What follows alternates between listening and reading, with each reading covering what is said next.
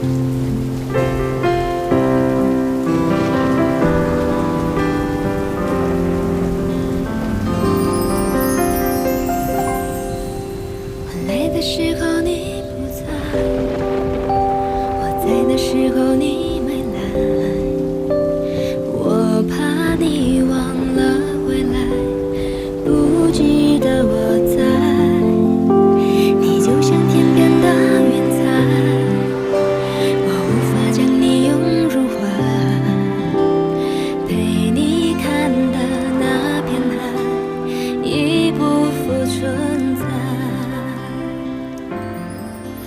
谢你送我回家。我应该谢谢你，谢谢你陪我雨中散步。早点回家休息吧。你先回去吧。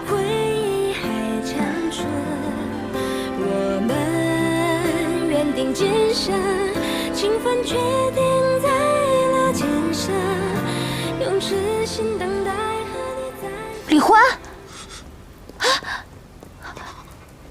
李欢，你怎么在这儿啊？我喝了。怎么了？我要回去。走。李欢，我要回去。哎，小心！你慢点儿。小凤，你先去开门吧。妙芝，来，妙芝，快来救朕！快来救朕！妙芝，来救朕！来救朕！妙芝，快来救朕！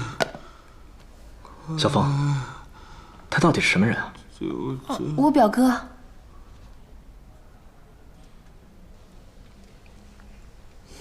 他发烧了，这样，你现在赶紧去找件衣服，给他把这件湿衣服换下来，然后你去找一条干毛巾，我给他擦一擦。嗯。啊。嗯。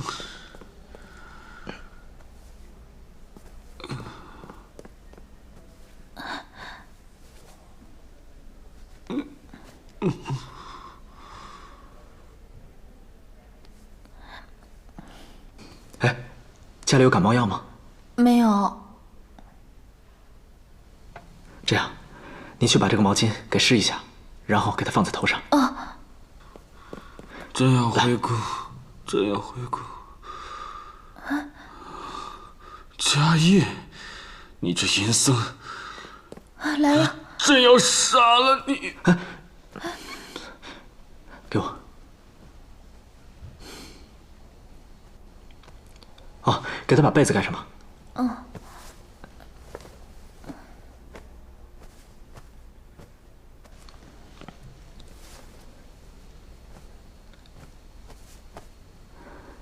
小凤，他应该不会有什么事了，让他盖着被子睡一觉，出点汗就会好了。谢谢。这样，我先走了。我送送你。小凤，我想问你一个问题，就是你哥为什么老称自己是朕呢？叶家，我能给你讲一个故事吗？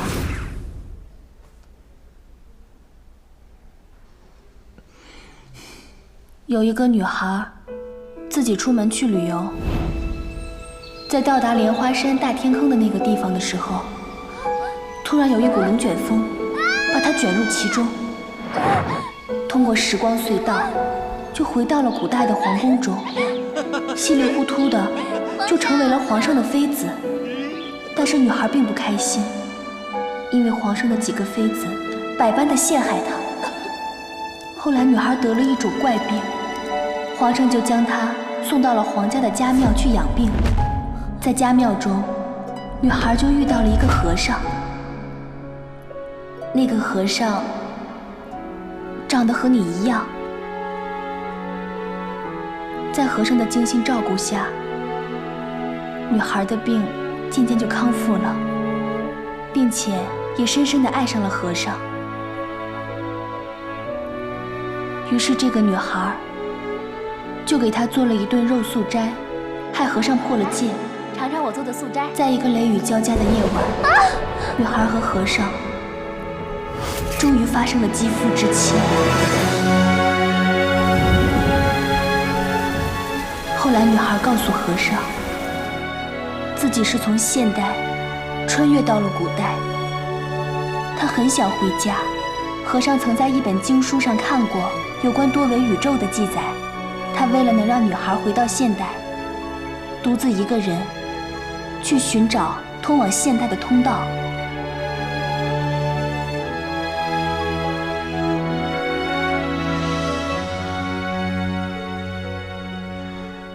风风，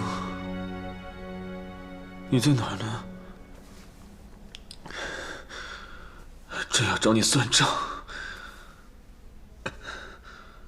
你竟敢把朕卖到妓院！风风，给我出来！出来！就在女孩与和尚将要到达目的地的时候，皇上带着御林军也赶到了。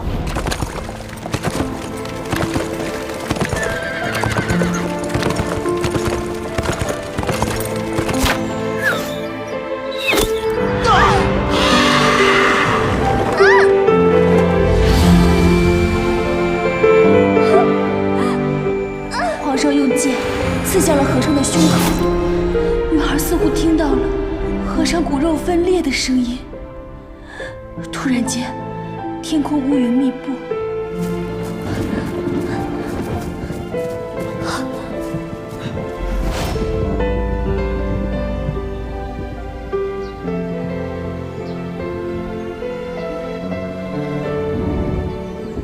皇上跟女孩就一起穿越到了现代。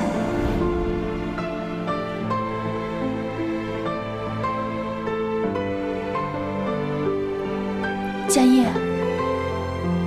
迦叶，啊，对不起，叶家，我叫错了。那，然后呢？没有然后了。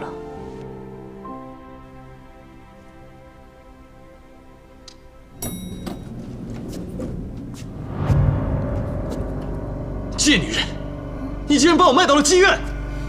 你是为了跟他私会吗？你还是想跟他走？李欢，你冷静一点！你让开！你冷静一下！松开！叶家，你快走！我们是不是有什么误会？叶家，你快走！你快走！松开！李欢，别走！你疯了吧你！你有什么火？你冲我来！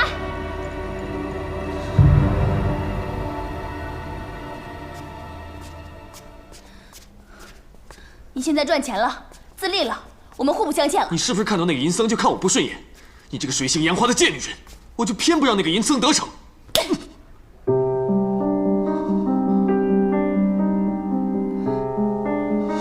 朕从小被立为太子，10岁登基，95之尊，高高在上，万人敬仰。你竟敢打朕！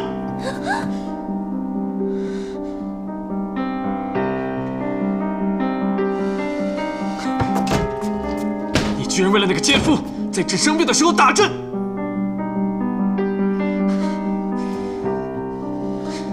那我呢？你是怎么对我的？我生病的时候，病得快要死的时候，你不但不照顾我，你还在大张旗鼓地娶别的女人，把我打入冷宫，我差点被冻死、饿死。你有关心过我吗？我不小心偷看到你跟别的女人苟且，你就当众打我。我顶撞皇后，你还是打我。你一次一次又一次的打我，你这叫关心我吗？什么叫水性杨花？什么叫奸夫？什么叫贱人？哼！要不是家业治好了我的病，我死的时候，说不定你在跟哪个女人缠缠圈圈呢。我喜欢家业，我就是喜欢家业，我根本就没有喜欢过你，就好像你根本也没有喜欢过我一样。冯昭仪只不过是你几千个老婆中的一个，你喜欢陈皇后、八美人，所有的嫔妃。你要是真正的喜欢冯昭仪，你怎么会同时喜欢上那么多的女人？你没资格跟我讲喜欢与不喜欢，那不叫喜欢，那叫滥情，不，叫滥性。冯昭仪只不过就是你的泄欲工具而已。我告诉你，在皇宫里你蹂躏的那个身体，不是冯峰的，是冯昭仪的。我跟你半毛钱关系都没有。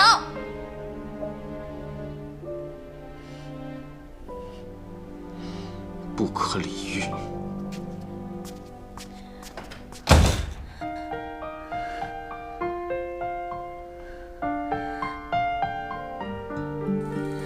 你放手的决定如此干脆，穿过山关上门头也不回。惨白的月光下，尽是狼狈，尽是被晚风打碎。握不紧你的手是我不对，太用心的面对让你太累，无端的去回忆徒增伤悲，我独自不醉不归。我哭泣的眼泪你无所谓，看不清你心里究竟爱谁，抹不去的回忆难以入睡，留下我独自伤悲。我哭泣的眼泪你无所谓，黑夜里我独自倾听心碎，你把我的迷梦彻底打碎，只剩我独自面对。